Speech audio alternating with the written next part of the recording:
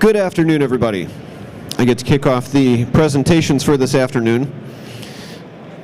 If you've ever looked up in the sky, seen an airplane and thought, I wonder if they're trying to find my wireless access point, I'm here to tell you, they might be. I'm Matt Thomassen, and I'm here to present Warflying in a Cessna, Part 2, Upping Our Game. I work with computers. My day job is security architect. That has pretty much nothing to do with what I'm about to present.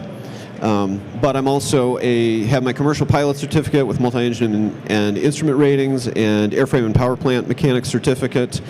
And I'm presenting on behalf of myself and my colleague, Sean McKeever, who is not able to be here today, who is a cybersecurity researcher, architect, hacker, race car driver. When I say we, I'm well aware that I'm one person standing up here, but I'm referring to the work that both of us did collectively. We introduced the Warflying project last year at DEFCON. There's a video on the DEFCON YouTube channel. Go check it out for more background. Essentially, war dialing, greetings Professor Falcon, became war driving, and then that has branched off into a number of different war transportation modes. So in our case, war flying. And we're going around collecting data about wireless access points from a small airplane. Typically, we've found it works best to stay around 1,500 feet above the ground, which I will note is a lot lower than airliners usually fly and a lot higher than cars usually drive. So that lets us get some obstacles out of the way because Wi-Fi is very line of sight. So we wanted to see if we take out the obstacles, what can we see? What can we find out? Also, I should say we are still not expert war drivers. And some of this is showing our mistakes and the things that we've learned. Please don't consider this the definitive manual on warflying, that we have solved the warflying problem. This is a progress report, and this is updating what we've done and sharing some information about that. Last year in the presentation, I gave a pretty good safety disclaimer and discussion of airspace. If you are a pilot and are considering doing this, I highly recommend going back and reviewing that to understand those issues. So I won't go into a lot of that here, but I will say one thing. If you are a pilot, rule number one, fly the airplane. Don't get distracted with the shiny electronic gadgets, the laptops, the displays, whatever's going on in the airplane. Your job is to not run into anything, among other things, not run into towers, other airplanes, terrain, and it's low-level maneuvering. So you've got to be right on top of flying the airplane. And as a result of that, while it is possible to do solo war flying, we think it's best done as a team sport. Hence the obligatory cockpit selfie. Most of our data was collected in a Cessna 172, pretty standard small airplane, goes about 120 miles an hour, which is about 176 feet per second. Has 4 seats, has a high wing, and it's constructed of aluminum. So the high wings let us not have wireless signals blocked as much by the wings, but the aluminum fuselage construction will definitely come into play later, so remember that. So last year we presented the project, and we're wondering, is this interesting to anybody? Is this cool? Is this good? And we got some good response from it. So we thought, okay, let's keep going. Last year, what we had collected was essentially a bunch of data validating that we could see some things, but we didn't really know how much we were seeing. We didn't really have a way to measure our equipment and validate what's picking up things well, what can be better. So we wanted to answer some questions. A little background on how do we even see access points? Because Wi-Fi is magic, right? You just turn on your phone and there's the Wi-Fi and boom. No, of course not. Wireless access points generally, and there can be some nuances in configurations, but generally wireless access points are configured to broadcast a beacon packet every 102.4 milliseconds, which is about a tenth of a second, on a particular frequency or a particular channel. So to pick up a beacon packet, we need an antenna within radio range of the access point. We need a radio tuned to the frequency of the access point when the beacon packet is transmitted, and we need something to process the incoming packet. 2.4 gigahertz Wi-Fi has 14 channels, basically 11 of them are in the US, so we need to either have one radio that is constantly and as quickly as possible cycling through all of the different frequencies to pick up those packets, but there's lag.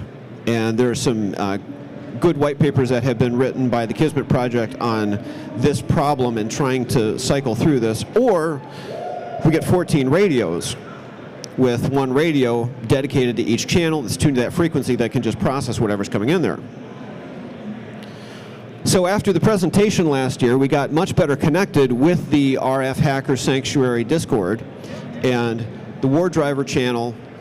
Thank you so much to many who contributed for that, and several people said, hey, you should get a Wi-Fi coconut.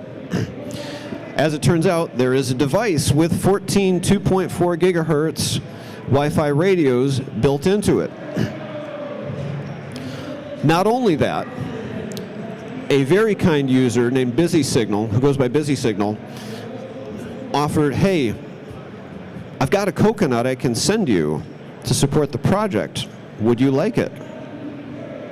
Why, yes.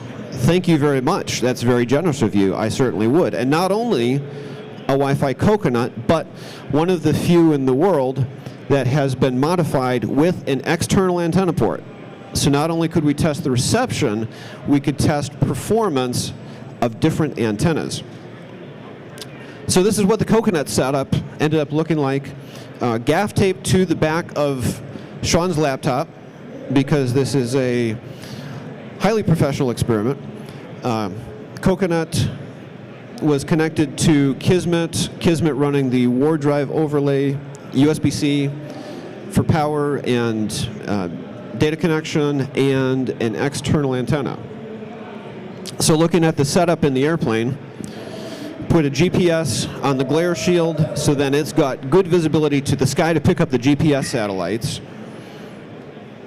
First antenna that we were able to test was a whip antenna. So this is mounted in the next to the windshield in the front right seat of the airplane. And remember that because you'll need that later. It's longer than a quarter wave, so should have some gain to it. We oriented it vertically, hoping that most of the access points had vertical polarization. So the effective radiation pattern that we're expecting from it is basically a donut. So it's going to be omnidirectional, and we'll get whatever is coming that we can see from whatever direction that is in. Antenna number 2 is a panel antenna, and the radiation pattern of that is basically straight out the face of the antenna. This also was taped in the front right seat of the airplane. Sean actually put some quality gaff tape on the window and then taped the antenna on over the gaff tape. Quick note, if you're doing this, be careful and use high quality gaff tape, because aircraft windows are absurdly expensive. They're plexiglass, but anything that gets attached to an airplane is like 10 times the price that it should be, so you don't want to go damaging your windows for the sake of taping an antenna to them. So please be careful with that. I'll note there are some, I'm here reporting some mistakes that we've made. Looking at this picture, I realized we actually have this antenna mounted backwards.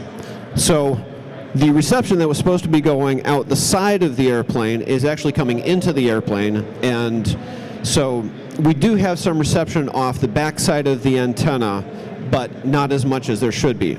But effectively, still, our reception is going straight out the side of the airplane.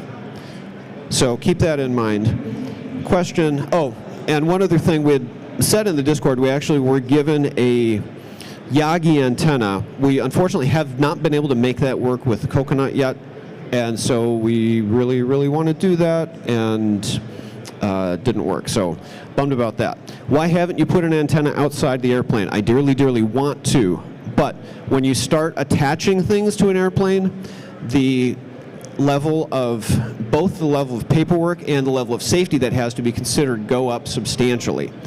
And the guidance on this is not that great, so I haven't figured out how to do it both legally and safely, because I really don't want, for one thing, so an antenna, anything mounted to the outside of the airplane has to be able to withstand sustained 150 mile an hour winds. I don't want to lose an antenna off the airplane and have to call the control tower and say, hey, we think we lost an antenna, can you shut down the runway and go do a FOD inspection on it? I don't want it to fall off and hit somebody. I don't want it to fall off and go back into the flight controls and mess with the control surfaces. So I would love to do this. If you have any experience with this, if you're with the FAA and have any information about how to do this safely and legally, please let me know, because I would love to do that. As a control for reference data, we also ran my phone, running wiggle. Left side of the airplane, there's a little grab handle by the window, and I'm expecting that the Wi-Fi antennas on the phone are near the top, so they can see through the plexiglass, hopefully kind of sort of well, going down to the ground. Oops. That was too fast. Okay, let's go fly. So this is a view from Sean's seat. This is flying over Metro Detroit at 1,500 feet. And then his side of the airplane, you can see the whip antenna mounted there. So one of the big things we wanted to do this year was create some visualizations to see what the data was looking like. So I did, as the cool kids call it now, some vibe coding, and generated some Python scripts to take the data points that we were seeing, because we're basically working with Wiggle CSV files, because the Wiggle app exports those nicely, and Kismet, whatever data it collects, can also be exported to a Wiggle CSV file. So collected a few different metrics. This is a whole flight just from my phone. We've got total points, unique max, and I apologize in advance for the eye charts, although these projectors are nice and big, so hopefully. Also, this will all be posted on GitHub, and I'll post links in the RF Hacker Sanctuary Discord, so you can go back and look at these a little more closely if you want to. Total max, unique max, some time. Last year we introduced the max per minute metric, so this was 441 total max per minute and 106 unique max per minute. And then I did some experimenting with detection categories of how many times we saw a particular access point, because one of the questions I've been wondering is, how much time do we have that we're able to see a particular access point, and how fast, because we're moving 176 feet per second past whatever we might be trying to detect. So it was interesting to see, and it worked out pretty well to break it down into 1, 2, 3, 4, or 5+ detections, and then categorize the detection points that way. So you can see based on the colors how many times we saw it, and then some distance calculations. These are the max distance between any two particular detections, or any two detections of a particular MAC address. So this is not necessarily how far we were, because we don't know where the access point is. We know where we were when we detected it. But even with my phone for this run, there were 34 access points that we were a maximum at least 2 miles away from in our detections of it. So we were at least 1 mile away from those access points. So then this is the beginning of collecting the data with the Coconut. Started with a whip antenna. You can see some breaks in the data where the antenna was getting connected and disconnected. Got that going, and then Sean tested the panel antenna, and we collected this. And then went down. So this slide, we're showing, I'm flying from north down to the south, and then I'm flying right-handed turns. So most of the data that we've been collecting so far has just been in lines. So we can see alongside or along that line where we saw the access points. But we wanted to start to see, can we try to fill in this map by detecting the same access points from different directions? So flying right turns, you see that those loops started to fill in, and we start to get some two-dimensionality to our map and probably some better location information about where these access points are. Also keep in mind, these turns were to the right, so we're passing things on the right, and the panel antenna is mounted on the right. Also, we're banking the airplane to the right, because when you turn an airplane, you bank the wings, and so that points the lobe of the reception, if there is one, that points it down more towards the ground. As a comparison, looking at my phone, not nearly as much data collected by my phone. Oh yeah, also 278 max per minute, which I think is the top that we saw on any of these data collection runs. My phone, not nearly as fast. The other thing to note with this is we did start to see where we were passing things that we'd already seen on the left. We started to see those filling in. And then wanted to go fly some circles, so I did. This was a solo war flight. I bothered the good citizens of Lake Orion, Michigan on a Saturday morning and went to try to fly some circles to see where can we, at what point can we start to fill in that map of detections. So then we decided to do a test with a grid pattern, comparing the coconut with the whip antenna, coconut with panel antenna. I kept writing coconut with whip in my notes, and I'm like, that kind of sounds like a good dessert, but coconut with panel just doesn't have the same ring. Anyway, then comparing those to my phone. Flying over the northern suburbs of Metro Detroit, approximately 10-mile east-west legs and approximately 1 mile north-south distance between the legs. There's nothing magic to that. That just happens to be about the distance that you get when you do a relatively benign turn flying in a 172. And so we tried to fly approximately the same pattern twice. So this is the first run with panel antenna, and you'll notice some burbles there. Some of that is not me flying perfectly straight, because I'm just don't have an autopilot, just hand flying all of this. A couple of those burbles are, there's traffic going in and out. So we were talking to Detroit Approach Control to get, to make sure that we were, to get traffic advisories, and watching ADS-B, which from a privacy and security perspective is terrible, and from a safety perspective is awesome, because I could see stuff on ForeFlight, already planning, approach control calls up traffic, okay, we can resolve that. Panel antenna, then this is the whip antenna, and you see again where we're passing things on the right that we've already passed, those start to fill in. And then I wanted to compare the two, so I came up with this visualization. Blue dots are data set 1, and this is comparing two Wiggle CSV files. Blue dots are data set 1, yellow dots are data set 2, and green dots are points that we saw in both data files. So for the panel antenna and the whip antenna with the coconut, we saw a lot of green. For the panel antenna, or for really for both of the coconut runs compared to the phone, we saw almost zero overlap. So one of the things this really strongly tells us is the fuselage of the airplane is blocking reception from the opposite side, which we expected, but this really tells us that. And then I also was comparing the performance and noticed that the phone was doing way better than I expected it to do.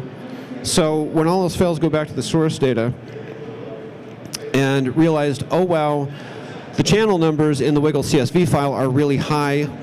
Oops, I've been collecting 5 gigahertz data too, in addition to 2.4 gigahertz data.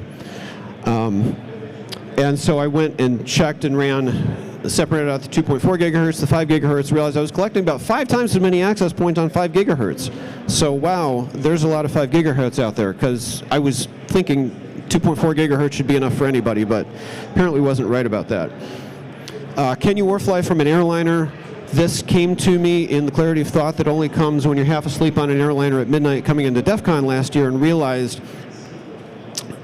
I've got my phone, it's in airplane mode, but I can get GPS and I can get Wi-Fi, and I'm sitting by a window seat. Hey, let's fire it up, see what I can pick up. And of course, it lit up like a Christmas tree with all the access points on the airliner, but was able to filter those out. And it turns out you can warfly from an airliner. At least I hope you can, because I have. You don't get a lot, but you get some data. And so this is something simple, accessible. If you happen to have a window seat, let's make Wiggle a little bit more 3D. So did that a few times. 000D97, last year when we were doing our data collection and looking at statistics for maximum ranges, access points with the OID 000D97 kept popping up as some of the top distances. So I went back, and I still don't know what they are, but was curious how they would show up. So I took all of our data files and just grepped out that OID, and this is the map. So there are a lot of them out there. If you know what these are, I would be very interested to know. And then for a final test, we wanted to compare war driving versus war flying. And since we're from Metro Detroit, we love Woodward Avenue. So Sean fired up his Honda Civic with the same laptop running Kismet and the Coconut, and I had the panel antenna at that time, so he used the whip antenna.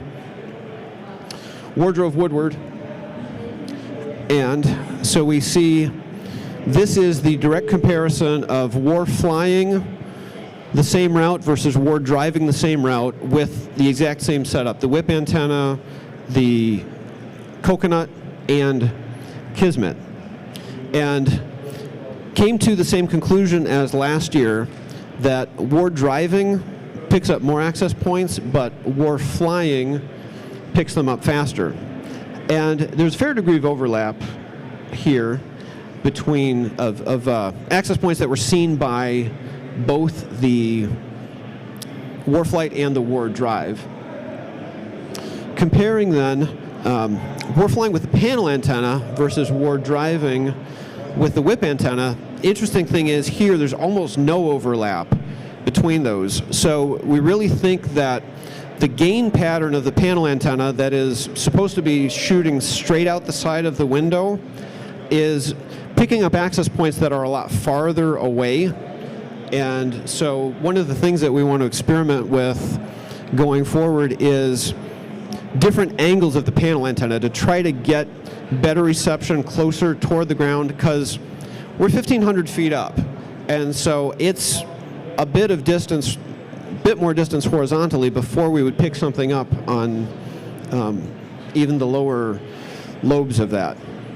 And then finally, comparing the panel antenna versus the whip antenna. These are both war flights with the Coconut, and we see more overlap here.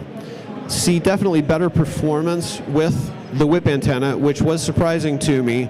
But again, we think it's pretty clear that there's needs to be consideration of the orientation of that antenna. So what did we find out? Phones are definitely usable for war flying. So if you're a pilot, if you have a friend that's a pilot and want to go do this, don't think that you have to go set up a big war driving rig. As much as I would love to get a good busy signal rig into the back of the airplane and go war fly with it, you can go collect data, have fun, but be safe and don't let the phone distract if you're trying to collect data while you're war flying. The fuselage of the airplane, I think we've got really good data that it's blocking a lot. So we've got to be very careful with how our antennas are placed. And again, I would love to get an antenna outside the airplane, want to get the Yagi working. And the antenna orientation definitely matters. So thank you. Thank you for coming. Thank you for listening. Thank you to the RF Village for the opportunity to present to the RF Hacker Sanctuary.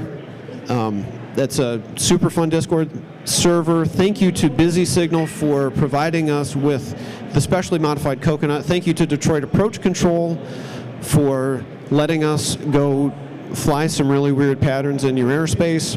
And thank you to the Wiggle and Kismet projects for creating some great communities and some great tools to let us go collect this data. Thank you. Enjoy DEF CON.